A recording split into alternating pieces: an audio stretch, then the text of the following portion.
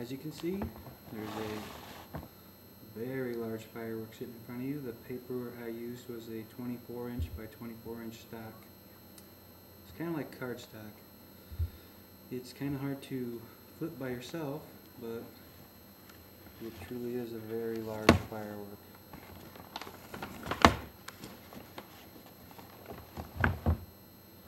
Hold it up again, you'll see the center.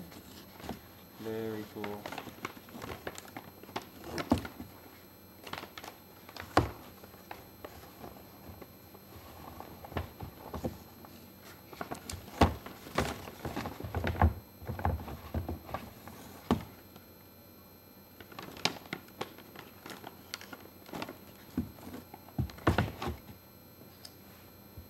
Two old shoes, very large fireworks.